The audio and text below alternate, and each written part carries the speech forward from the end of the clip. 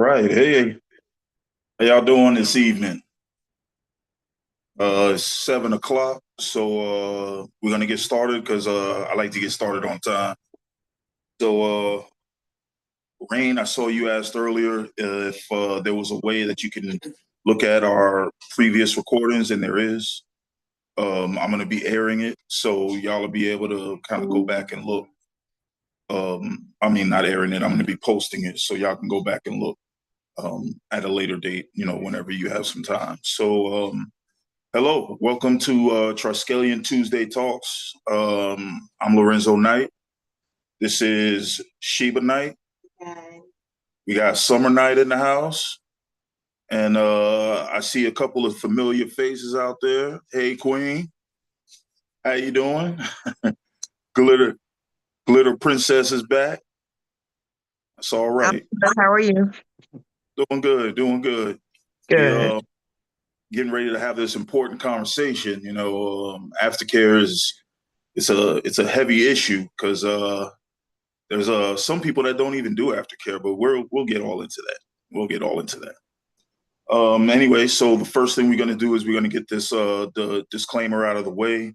That's just letting everybody know basically that we're not licensed professionals. We're not offering you life advice, or we're not telling you that this is the best way to do this or that. All we're doing is simply talking about our own experiences and what works for us. So let's get the disclaimer out the way. Triskelion Tuesday Talks is a community discussion and educational space hosted by Triskelion Dynasty. The views expressed here are not medical or therapeutic advice.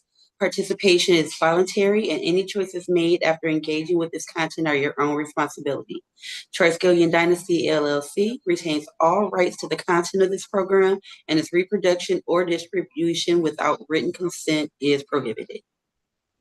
All right. Thank you for that. You're welcome, sir. Now that we got the legal stuff out the way, we can get to the real conversation. Aftercare. Can we talk about aftercare? Let's talk about aftercare. You want to talk about aftercare? Let's do this. We're going to talk about aftercare. Aftercare is vital. I'll just put it like that. It's vital as far as I'm concerned. However, there are some that don't believe the same thing. We'll get into that a little bit more down the road, but I wanted to explain first that tonight we're going to be talking about something that's dear to most people, and it's at the heart of safe, sane, and consensual king. Our name is Triskelion Dynasty. If you don't know what the Triskelion is, it's a symbol that represents the safe, sane, and consensual aspects of BDSM. That's what we try to we try to live by those, and we try to show people that whenever we're out, whenever we talk.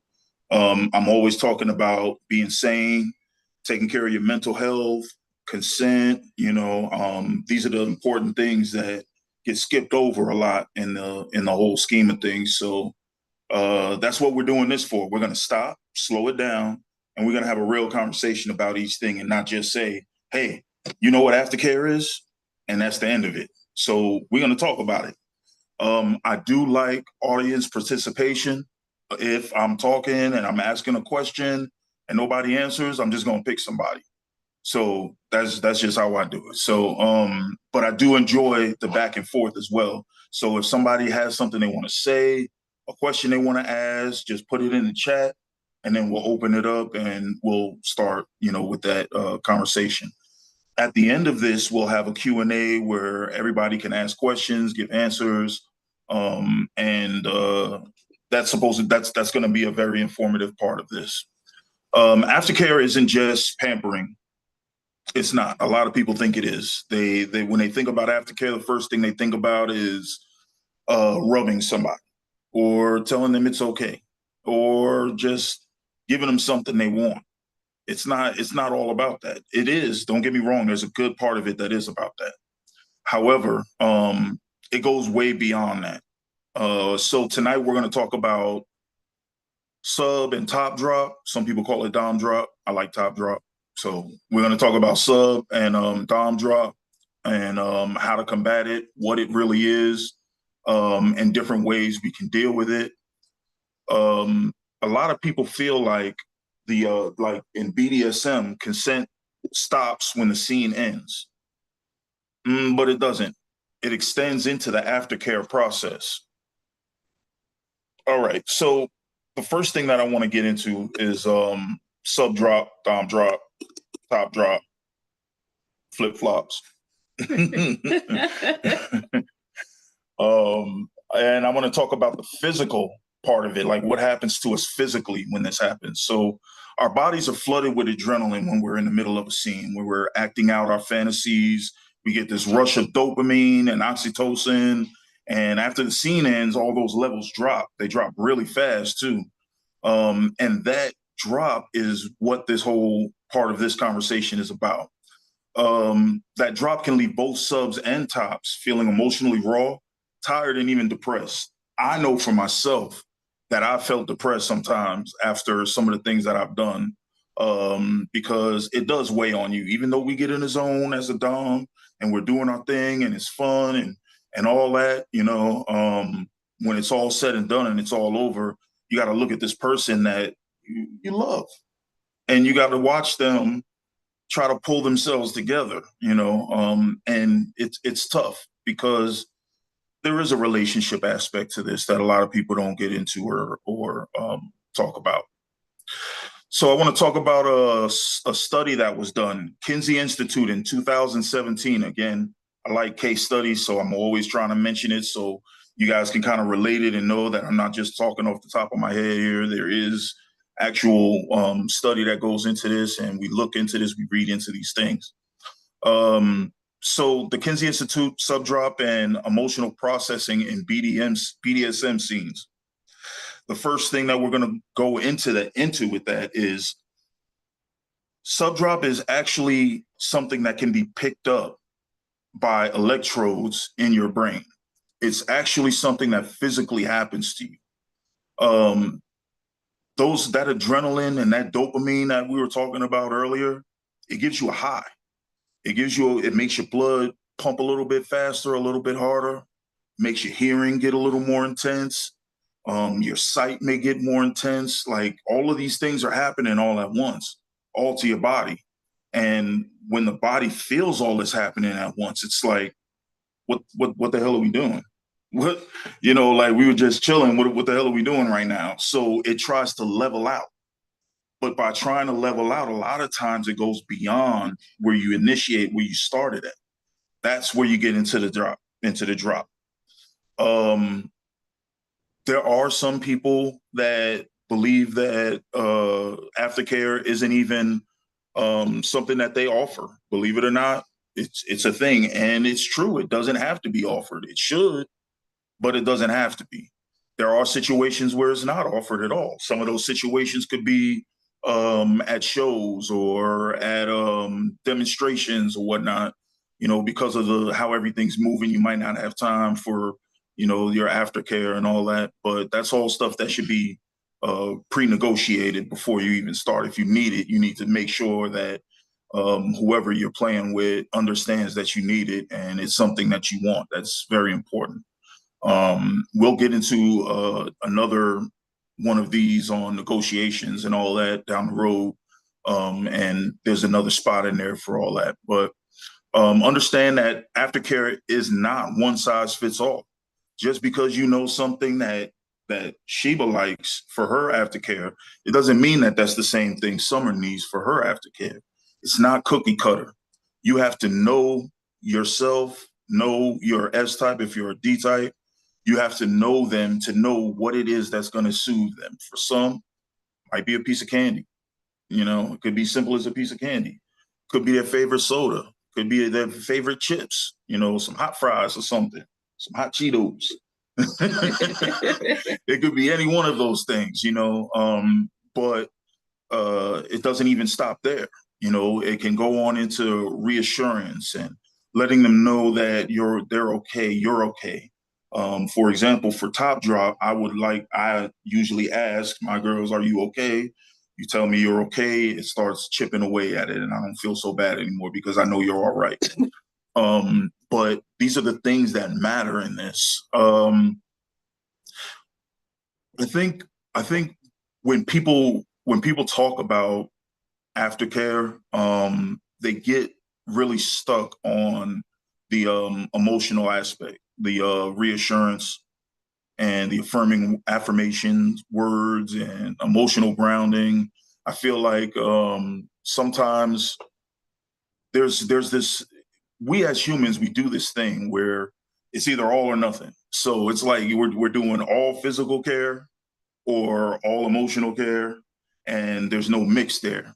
And the safest way to do this is through a mix. You have to be able to kind of give different things that they want: water, a warm blanket, cuddling, bandaging, cleaning. First aid, that's key. You got to have first aid. I tell everybody, if you getting ready to do a scene and you look around, you don't see a first aid kit or nothing nowhere, that's a red flag. I would definitely want to be safe, and the way you do that is by making sure that the person you're playing with is on the same page as you. So that's part of the negotiations of this whole thing. There's a practical part of aftercare as well. The snacks, like I said, everybody loves snacks, soft music. There's comfort items. I see Queen rubbing her stuffy. Sometimes you might want your stuffy. You might just want to sit there and play with and hold your stuffy for a little while. Whatever it takes for you, then that's what you need. Those are the things that you need to communicate to your partner, that it's important to you.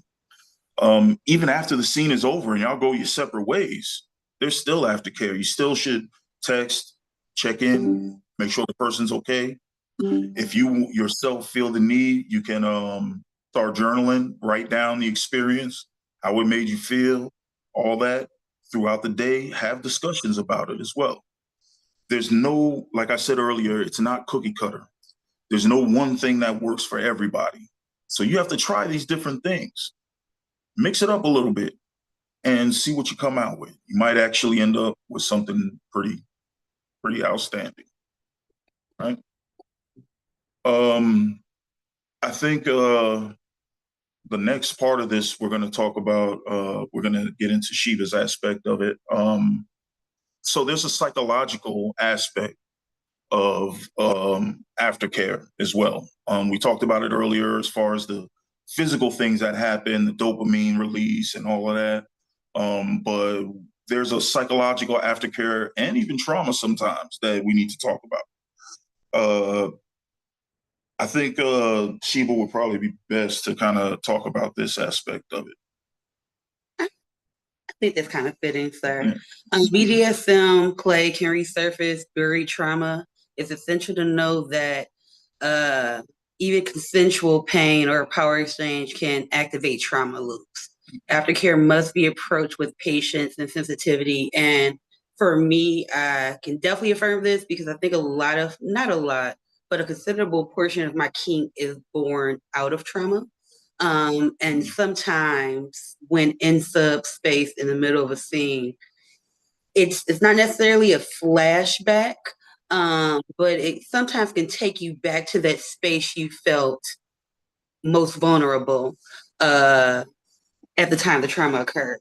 So aftercare for me looks different in those situations. Most times I can get some ice cream, maybe some water, some good girls and a head rub, and I'm fine. But it needs to be for me a little bit more intimate when trauma has kind of come undone in the middle of a scene.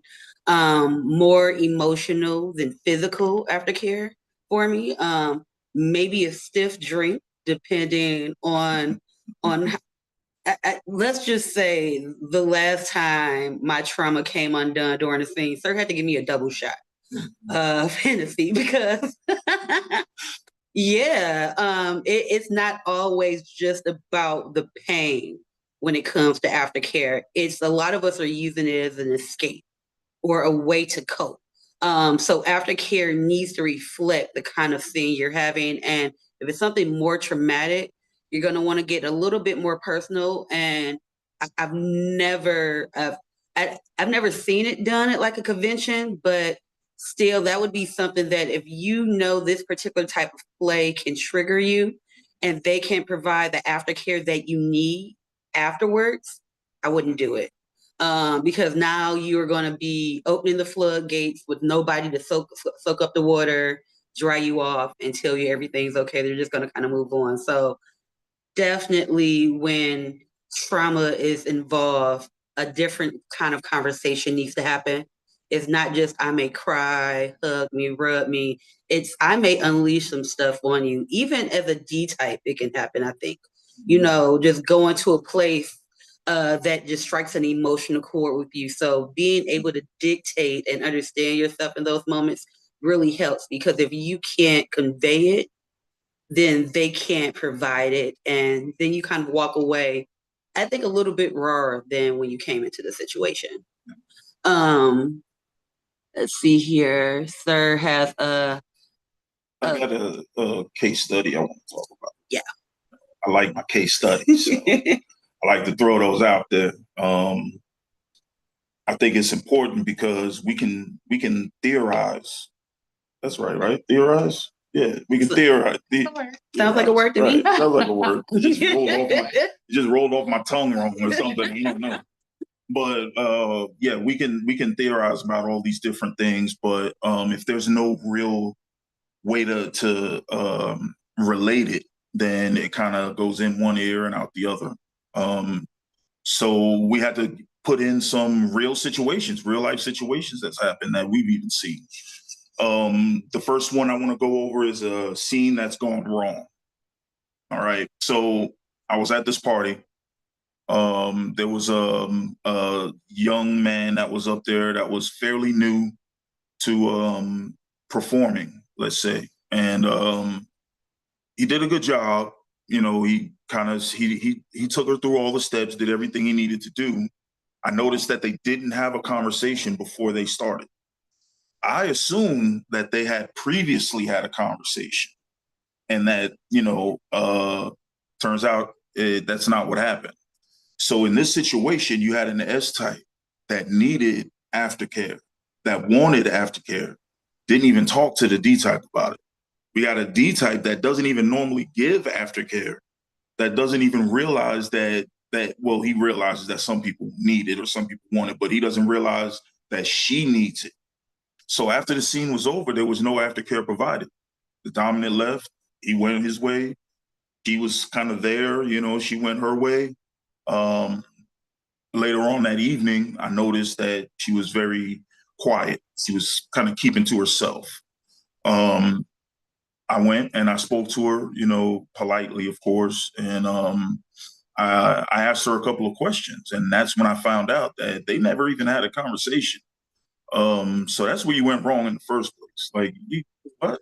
Yeah. You gotta at least, you can't see this person act or do something with someone else and just be like, I just want you to do that to me. Just do it to me, and not have any sort of conversation going on there.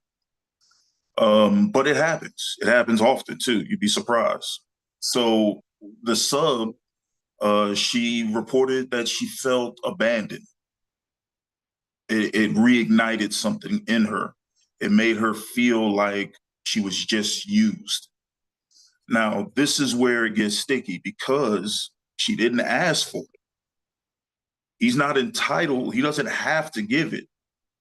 She never asked for it, so he just assumed it was all good and walked away. But in that, it brought up feelings of her, like we were talking about earlier. It brought up those traumatic feelings for her of abandonment. It made her feel depressed, and I believe it lasted for about 2 weeks or so. She was down. She was down bad for a while. It just brought up things in her that I believe she thought she was healed from. But like I always say, isolation isn't healing. So she never confronted these things. And when it came back up, it kind of blew up in her face. I believe somebody had something to say in the chat. Somebody said something. Yes. Glitter Princess said, I would never sing with anyone if aftercare was not discussed. Absolutely. Absolutely. That's key. Because I think a lot of times, even S types take for granted that it's a automatic, that, well, there's going to be something that comes with it after. He's going to tell me I'm a good girl or something like that. He's going to do something. And it doesn't happen, and it leads to situations like we, just spoke about.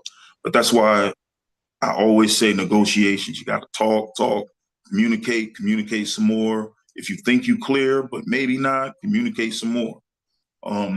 You can't communicate enough. And anybody that says, "Hey, you're communicating with me too much," that's weird. It's weird as hell to me. I don't know. Might want to, I don't know, think that through. Yeah. We also have Rain. Hi, Rain. My partner and I have learned aftercare is just as important as main scene. Offers reassurance and trust to my sub. Absolutely. Yeah, it's definitely a trust builder. It's one thing to entrust your body to somebody, because anybody like that case, anybody can beat you, but are they equipped to handle the aftermath? Because sometimes the aftermath is more impactful than the scene itself. And we also have Ashley. Hi, Ashley. She says, I never really considered aftercare if I'm playing, but not in a relationship. Exactly. And that's exactly what we're talking about. It's not always there, when you're playing, there's some people that want that sort of aftercare. There's some people that understand in the midst of everything going on, you might not get it. So they don't expect it, you know. And I believe that's where you fall. Yeah. That's okay. That's all right. That's a good understanding. Yeah, I've been to two parties where I've had guys who I've met there, and we've had conversations beforehand on we've had conversations, and I never had a conversation about aftercare, but just what I like and how I like to play. And they've automatically just given that to me, the type of aftercare that I usually get when I'm in a relationship Right. afterwards. And so I just never considered, but I never really considered like that as a given. Or if I'm going in as a single and I'm just like, if I'm going in as a unicorn, I'm just going to play and stuff like that. Like I don't really think about myself. I think about just the fun and time, but not what comes afterwards. And I think that stems from me not always giving myself consideration, um, even in my everyday life. And I'm just putting that together. Like That's dope. I'm just starting to see that and making connections. Like That's dope that you can put that together. That's emotional awareness. It is. I see a comment in the chat, and I have a question because of it. Glitter Princess says, I always have a drop bag to help with the drop as well. My question is, Glitter, what's in your drop bag? I normally keep some kind of activity just because I like to color afterwards sometimes. I also have my soft blanket, dark chocolate because it helps with the drop part of the endorphins, an orange, maybe some orange juice, some water. And then that's pretty much all I have in my bag itself, just because I know that's what works for me after discussing the scene and making sure the top is okay and whatnot. That's just what I use for myself in the long run. Right. Well, talk about knowing what you need. That's what's up right there, because you knew exactly what it was. I need some dark chocolate. Yeah. I need some orange, some water, and a coloring book. And I'm happy.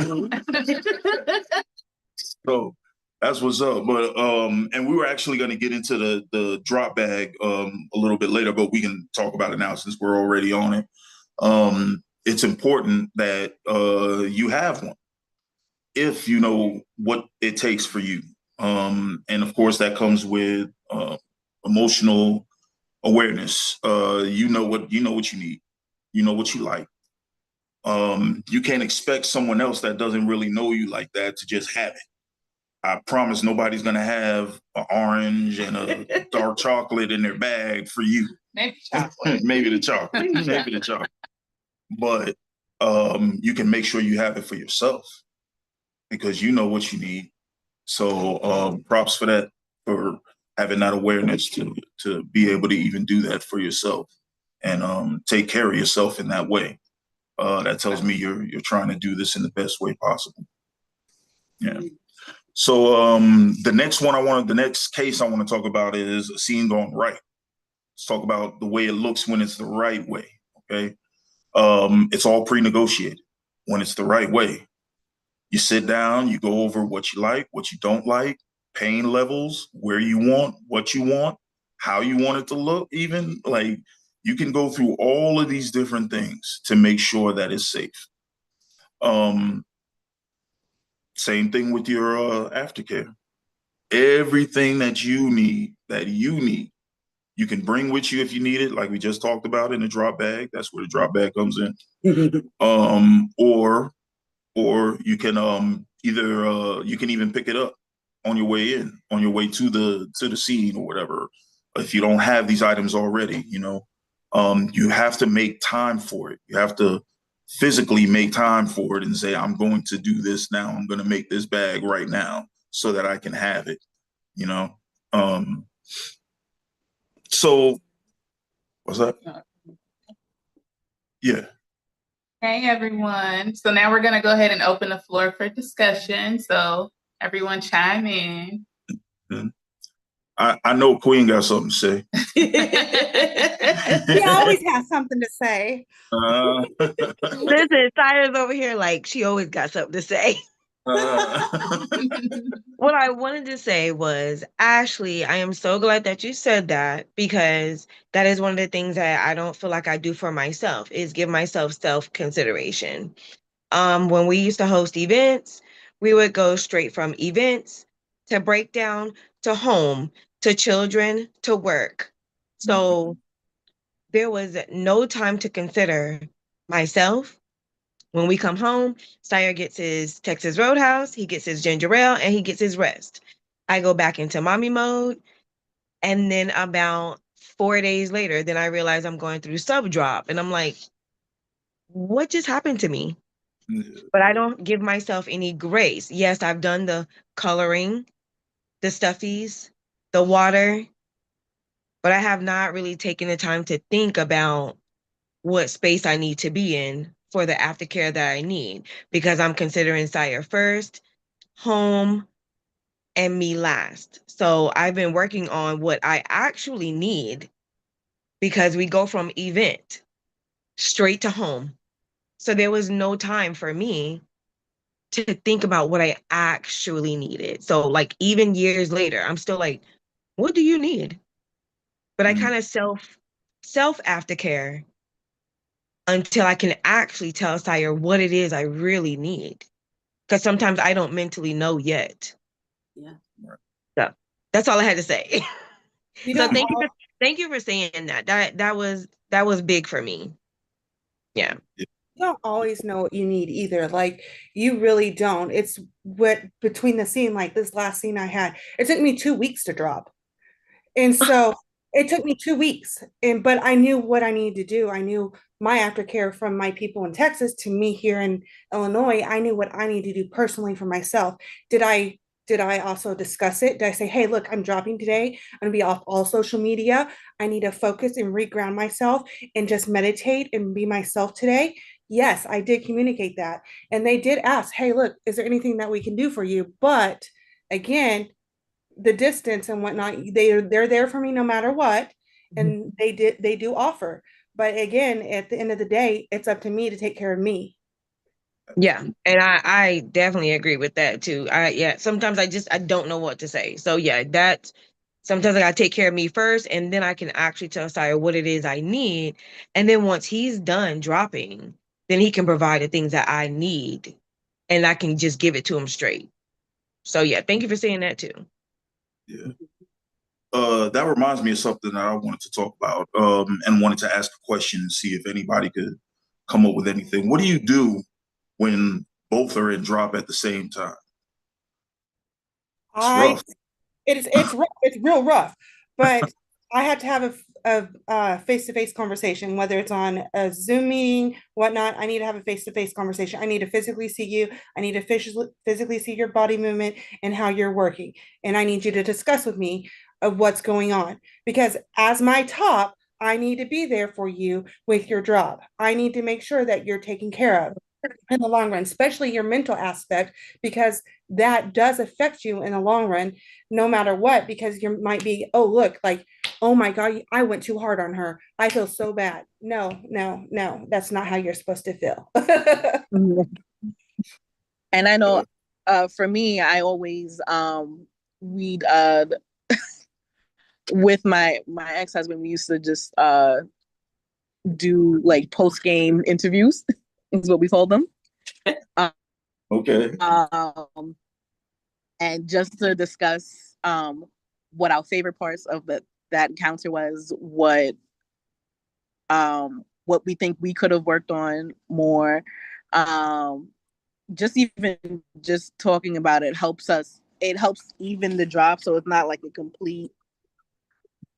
We don't feel like we're falling off a cliff. Like we're discussing it, so it feels more real. Because sometimes you can just be so into the scene that it can feel like an out of body experience that you can sometimes disassociate, and it doesn't feel like that was actually real, that actually happened to you. You feel like you're experiencing it from a different plane. And so us having those post interview those post game interviews has actually really helped us to even out, level out, and then I can go get his Gatorade and his sandwich, which I usually have waiting, so I know that he's eating. And again, because I'm a mom before, I'm always putting everybody else first and making sure that they're taken care of first. But he usually just makes sure that I have extra fluffy pillows and an extra blanket just for me that I can ball up into a burrito, so then I can feel secure and go to sleep. Because really, when I'm done, I kind of just want to sleep. I'm glad you said something about post-interview talks, because I do the same thing after scene. I sit down and I talk and I discuss everything just to see where my top or my bottom's headspace is. So I am glad that you said that. Yeah. I would say for Sire and I, we have learned to give a week of grace. And a week of grace is we both take the time to do things a little separate because we're coming right back home together. We're married. So that's our DS relationship. We give ourselves a week of grace to come back to. So Sire is an introvert. I am an extrovert. So yes, I want the questions, I want the answers. I want to know if it was good, if it wasn't good, did we do good, did I do good? And Sire needs silence. Mm-hmm. So that is something that I had to actually learn years going. I had to learn that we need a week of grace so we can come back to, and then he's ready to talk. And then I just a loaded volcano of questions. That's beautiful. I love that. I love that. That comes with knowing your partner. Yeah. You got to know what makes each other tick, yeah, or top. Who haven't we heard from? Rain. Do you have a favorite aftercare ritual? Hi everyone. I don't think I have a favorite aftercare ritual, but I did say very interesting when I was listening to some of the sub drop explanations and what's involved in that. Because although I do enjoy aftercare and definitely offer aftercare, it's like that immediate aftercare, right? I really felt like I've been like, just from right now, you guys talking, like, damn, I don't think that I have really considered my subs aftercare, days after, or a week after. The immediate aftercare, I feel like I take care of that and we're good. But just listening to this has definitely opened up something for me. Absolutely. That's dope. That's what we're doing here. And I'm glad that you could get something out of it like that, because it is something that most people don't think about. Yeah. It's like I said, one of the first things I said was, when we think about aftercare, there's some reason our minds just go to this one place, but it's so much more than that. There's so much more that goes into it. Spiritually stacked. Oh, we got spiritually stacked in the house. Have you ever experienced top drop or sub drop? Listen, okay. All right. So she's probably busy or something, just listening. She had it on mute and couldn't figure it out. Peace, y'all. Oh. All right. Peace. I have experienced sub drop, not often, but it is something that I have experienced a lot of the time in play. I don't really experience it. But I do have a little bag that I usually carry with me that has the things that make me feel better after seeing. So, okay. Can I ask what's in your bag? chocolate is definitely in there. Usually have a stuffy or some coloring book, maybe. Okay. I have a playlist also that I have that I listen to during drop. Never even thought of that. Never even thought of that. That's interesting. Your mind is working. Yeah. Pretty dope. I like chocolate.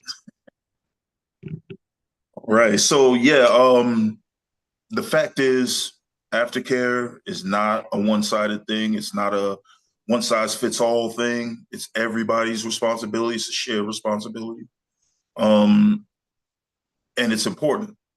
It's important. We don't want to do any damage. As a D-type, one of the things that we're afraid of, is doing long-term damage that we can't undo. And that's where a lot of that top drop comes in. Because I know that my girls want to make me happy. So even if it's a little bit too much for them, they're not going to say that, because they want me to feel like I can be me and be open with them. I have to be aware enough to know when, okay, I've done a lot. She needs a break, or she needs to stop, or whatever that may look like. I have this thing that I teach. It's called Be No Do. Be the example, know your soldiers or your S-types, and do the work to kind of make things come together. Doing the work is the conversation.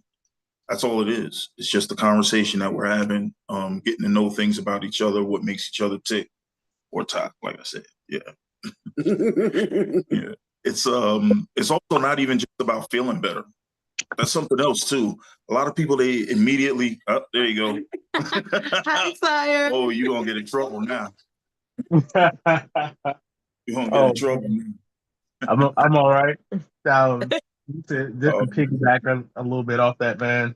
The ladies that trust me, I try to go above and beyond for them, and they are loyal, and they know how I go. They have this time for me where they swear that my horns come out and I'm this whole different person.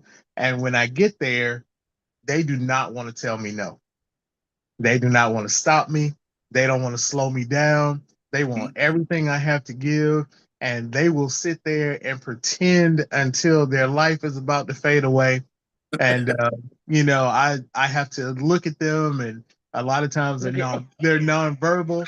And, I'm just like, okay, whether you want to tell me or not, you've had enough. Right. And I've had them where they're sitting there and they're talking to me and they're like, no, don't stop. And I'm looking at them like, okay, you are about to pass out. Why are you telling me don't stop? Your little eyes done roll back in your head. You're crying. You're swole up all over the place. You're looking at me all crazy, and you still want me to go forward. Sit your little tail down somewhere. Like I had to tap out for one of them one day. She just kept saying over and over again that she wasn't a quitter. I said, well, I'm quitting on you. How about that? Go ahead and take your seat. And like, it's nuts, man. And for that reason, at our events, we created an entire aftercare section. And we have snacks and stuffies and people to hug and cuddle with you. It's a quiet, dark space. We even have a little princess castle that they can sit in if they want to. And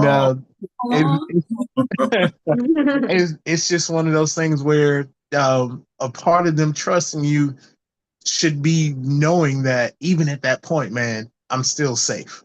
Exactly. Even when I'm ready to do my worst to myself, I'm still safe. And that's just a big thing for me. Yep. Yep. And that takes me right into the next point it's not about just feeling better. It's about trust. It's about intimacy. We don't see it as that sometimes, but it really is. It's an intimate thing to let someone know the things that make you feel best. And to have them actually do it for you. You know, it does create somewhat of a bond. And it does create loyalty, like Andrea was saying, Mr. Principal there was saying. I think that great scenes end with care, not just with climax. Here's what I mean by that. When you get to that point and it's good and you're doing your thing and you're about to explode, that ain't the end of it. You don't just stop there. You have to go further. You can't take someone up high and leave them up high. You got to bring them down nice and slowly. You know, you don't want to cause any damage, none at all. So the key takeaways that I want to make sure that everybody's got from this is consent, care, and closure. Here's what I mean by that. Consent is the negotiation, right? The care is what you need in order for you to come out of this drop or out of that place, right? And the closure is the conversations after the fact. Today, while we were talking, we touched on it, and a couple of y'all even admitted that it's some of the things were things that you didn't even think about.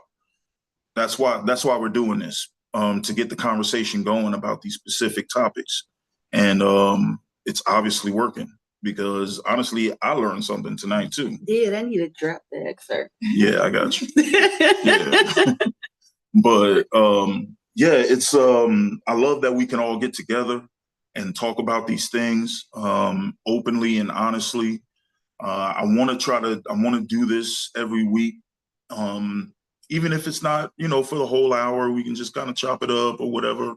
But the main thing is I want to make sure that people are getting the truth, the real about these things, and not just the fluffy part, not just the part where they say it's all, oh, you're going to feel great and it's rainbows and unicorns. And, it's not always like that. Sometimes you will walk away traumatized. Yeah.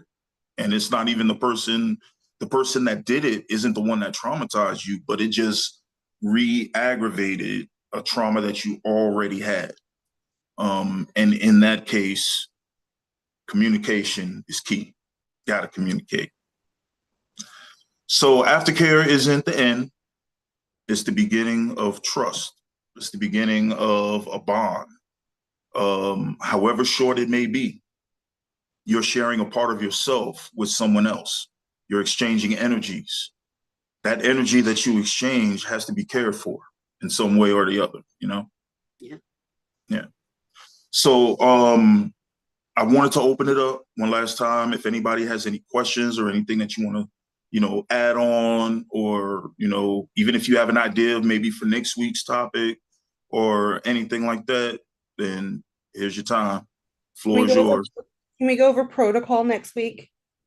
Ooh. Absolutely. Write that down. Yes, sir.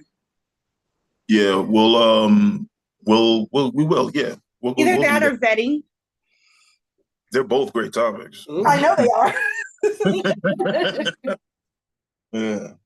Okay. So, all right, we're going to put that down. I do normally post a poll in the group and allow the group to kind of choose, what we're going to talk about. I believe that a lot of people are going to be interested in protocol, so they're probably going to jump on that. Noted, sir. Got it. All right. Anybody else got anything they want to talk about? I just have a question. Sure. This is my first time on very new to the Facebook page and first time on this chat. Are these other recordings posted anywhere or YouTube or linked anywhere that I can see other recordings? Yeah, so I'm going to be reposting the links to view the recorded ones that we've done already. But we are going to be starting a YouTube page and putting it on there as well. So you could always go back and look at it. For the next couple of days, I'll be posting it. And yeah, Rain, I'll remember to make sure I get you one. Sounds good. Appreciate it. Thank you. All right. Well, thank you everybody for showing up tonight. I really appreciate it. It's, this is just about the love. Everything that we do here is just about the love for the community. It's about the love for what we do. So we got to make sure that we're doing this from the right place at all times. We never ask for money. We never ask anybody for anything. We're just doing this because we want to make sure people are getting good information. Yeah. When I came in, I didn't have this. I had to learn the hard way. I had to mess some shit up before, anything went right. Yeah. But now that I know better, I'm able to do better. And now that I'm able to do better, I can show better. So here we are, and that's what we're doing. Thank you for your time. Like I said, we're going to do this next week. It was fun. I love talking to y'all. Yay. It's time for drinks. Miller time. Bye, guys. Bye, you guys. Good night.